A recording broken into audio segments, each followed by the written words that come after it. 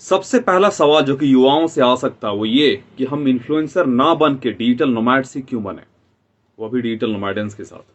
तो पहली बात कि अगर आप इन्फ्लुएंसर बनते हैं तो आप मिलियंस ऑफ इन्फ्लुएंसर की तरह सोलो ट्रैवलर बन के रह जाएंगे, यानी सब कुछ आपके खुद के सर पे होगा। तो मैं इस पे ज्यादा कुछ बात नहीं करूंगा कि आपको इन्फ्लुएंसर क्यों बनना चाहिए। मैं सिर्फ आपको ये बता दूं कि 10,000 बिफोर कॉमन एरा, यानी 10,000 बीसी से पहले हमारे जो पूर्वज थे नोमैड ही थे।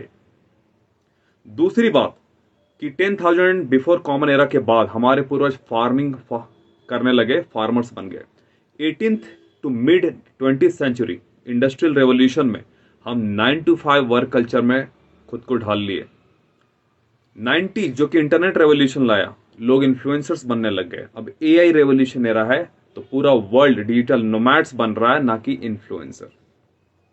इसका सीधा सा बात मैं ये बोलता हूं कि अगर आप इन्फ्लुएंसर बनते हैं तो आप एक सोलो ट्रैवलर बनकर रह जाएंगे, लेकिन अगर आप डिजिटल नोमैड्स, डिजिटल नोमैडेंस के साथ बनते हैं, इंडिया का पहला स्टैनफोर्ड यूनिवर्सिटी एक्लेम्ड और partnered digital nomad work culture startup, जो कि एक सिम्बायोटिक इकोसिस्टम स्टार्टअप भी है। तो यहां पर आपको क्या फायदा मिलेगा? सबसे पहला फायदा आपको मिलेगा कि आप 1 लाख से भी ज्यादा डिजिटल नोमैड्स के साथ आपको ट्रैवल करने का, काम करने का मौका मिलेगा कम्युनिटी में। दूसरी बात, 9 डिफरेंट इनकम सोर्सेज आपको एक जगह पे मिलेंगे।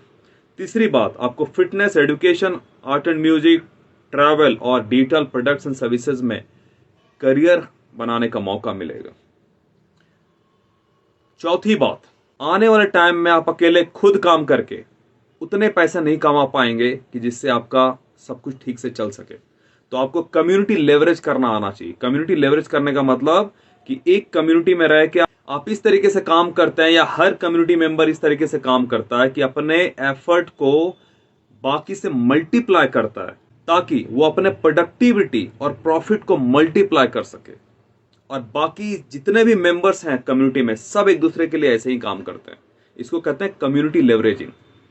पांचवी बात, लिव, ट्रैवल, वर्क और एक्सप्लोर वर्ल्ड को अगर आप सच में एंजॉय करना चाहते हैं तो डिजिटल नोमैडेंस के साथ ही आपको जुड़ना पड़ेगा। उसके अलावा भारत निर्माण यात्रा करते हुए अगर भारत के सारे युवाओं के साथ 806 डिस्ट्रिक्ट, 28 स्टेट और 8 यूटी के युवाओं के साथ मिलकर अगर आप काम करना चाहते हैं तो भी आपको डिजिटल नोमैडेंस ही ज्वाइन करना चाहिए। सातवीं बात, फ्री स्टे। 28 स्टेट और 8 यूटी में अगर आप फ्री स्टे चाहते हैं तब भी आपको डिजिटल नोमैडेंस ही ज्वाइन करना चाहिए, डिजिटल नोमैड बन के।